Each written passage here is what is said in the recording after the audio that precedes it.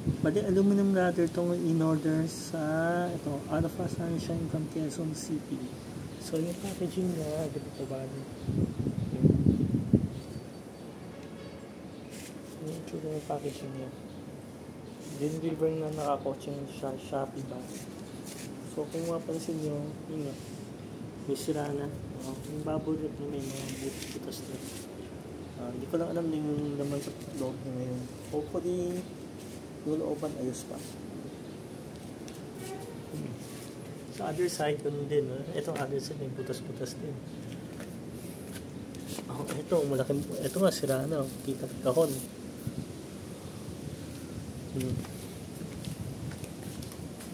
Ito, isa pang side. Ganun din. Yung ilalim, hindi ko pa alam. Yan, kailangan ko isa. Yung tripod para makita natin yung ilalim.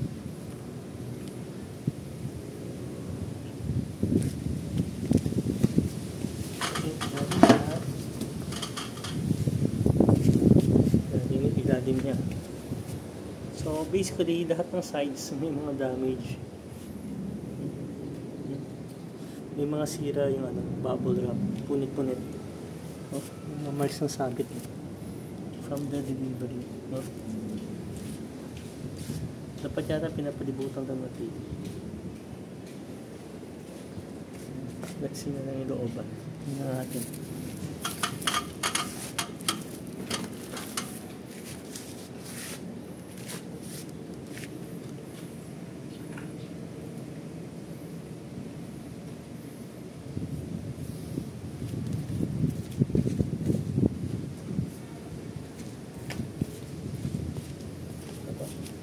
Natin dito sa badong may sira na. Bali, hindi ko dito almost 5,000 po.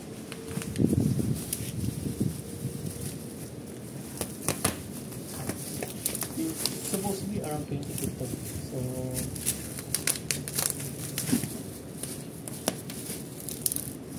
whether tama na sa German, hindi ko.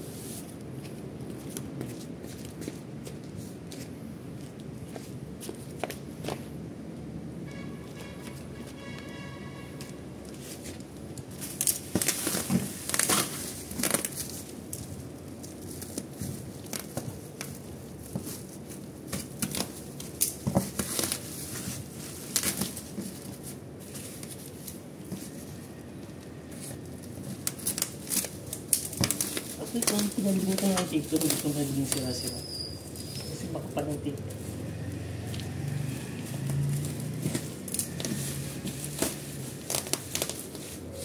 Pero since kung kina yung tape, yun mo yung tape.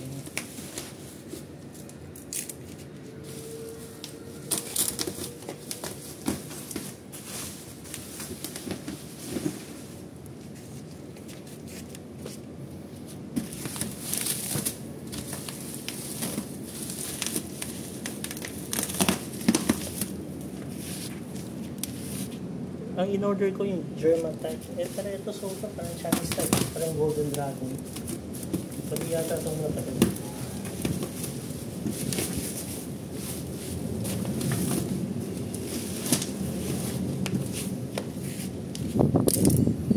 Ito yung napadala so far. Yan ang packaging niya. Ito yung brand the Golden Dragon. Eh di yun ang kailangan ko. German branding in order ko.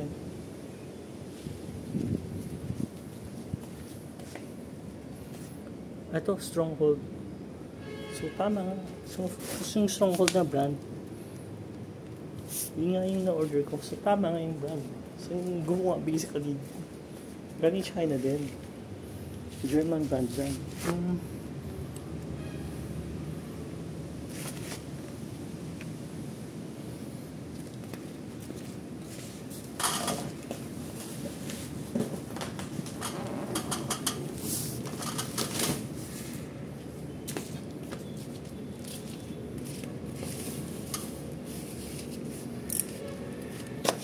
Ito yung itsura ng kahon ngayon. Yan.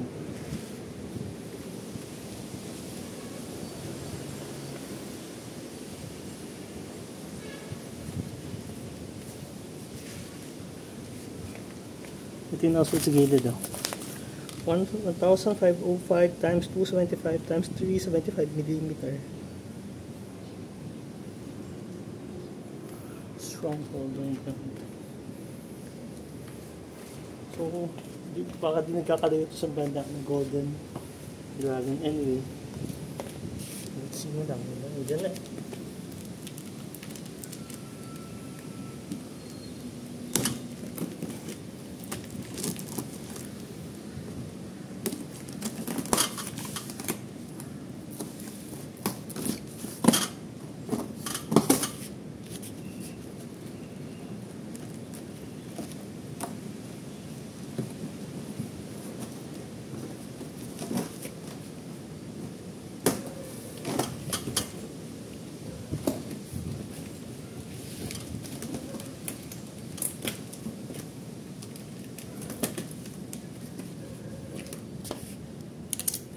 Ito na yung laman niya. Out of the, from the inside the box, ito yung laman niya.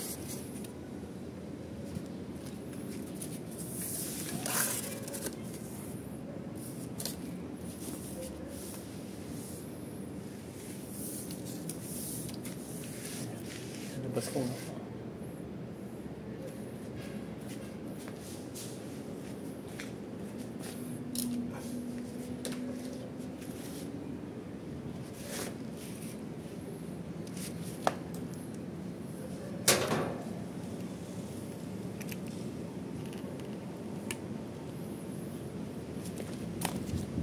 Malalabas ko.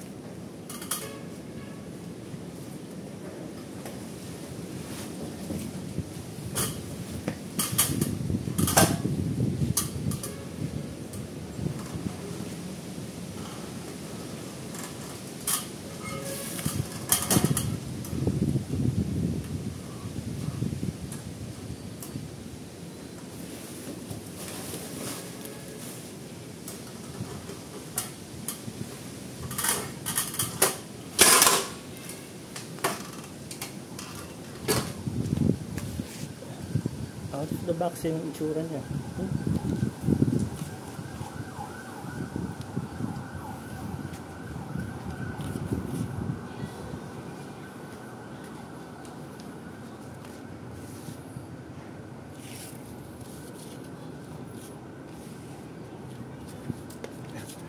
Nahulog pa itong portion na to. So, may gasgas kaya.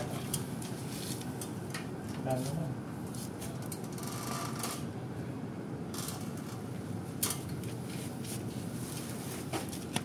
So far, tinitin ako yung parts. Wala namang gasgas. Wala namang gasgas. Mukhang wala namang mga dents. So,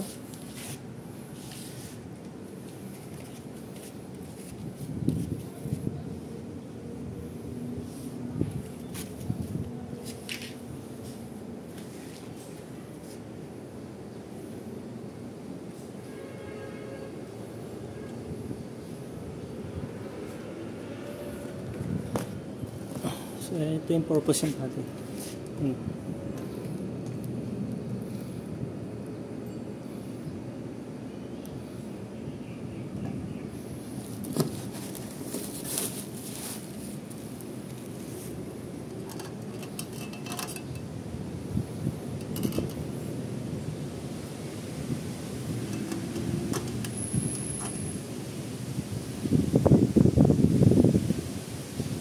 May kasamang screw.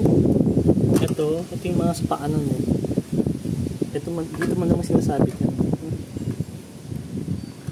Wala akong nakikita ang instruction manual galing sa box. So, wala. Sa box wala. Sa box mismo yan.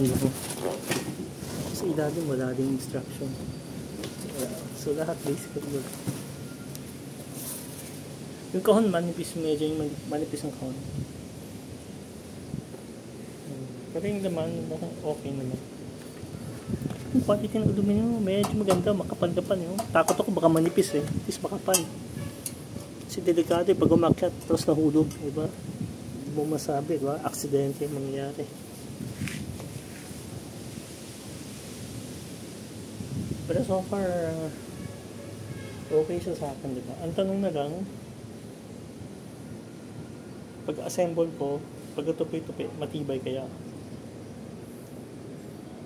Yun hindi ko alam.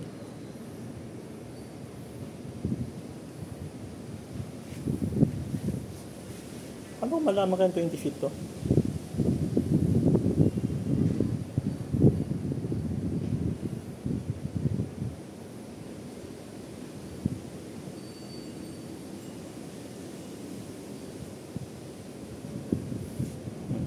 Alam ko na. Kuha ko ng tape measure. Hindi lang.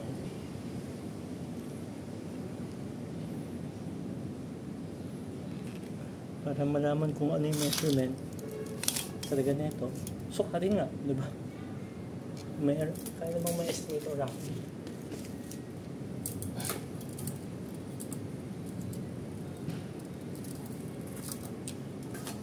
And there to here, ano ba?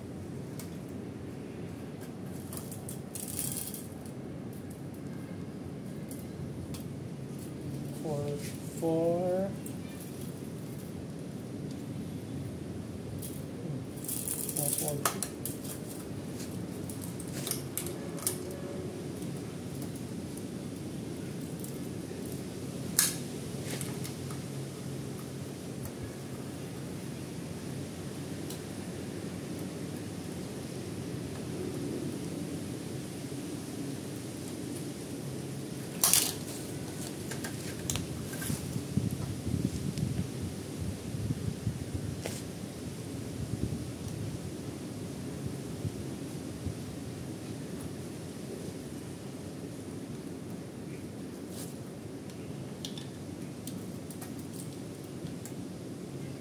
So 140 cm.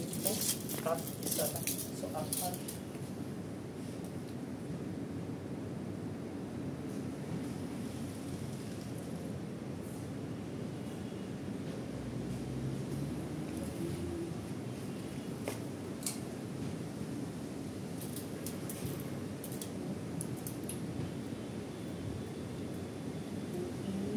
Roughly 36 cm. So tama nga. 36 cm is 25 mm.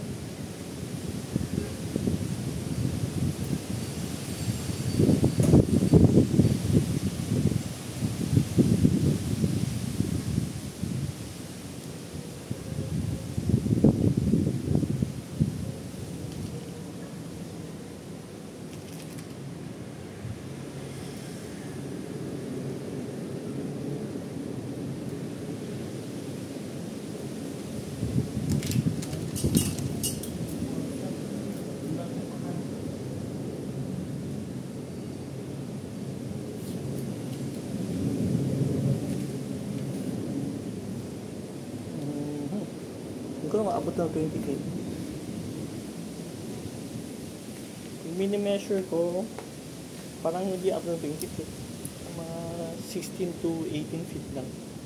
Pero hindi ko sure. So, kailangan kong ma-measure doon. Mas maayos. So, kailangan ko lang buo para malaman ng lock.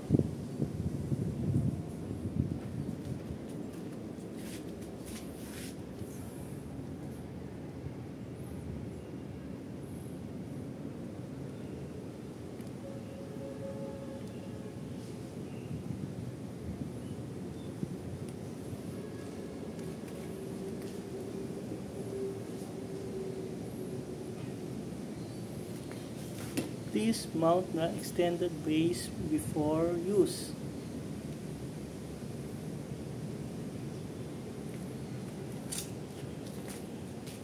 Dito siguro may na-mount yung butas. Dito. Dito at sakto. Ito at sakto. Tapos yung tornilyo dyan siguro.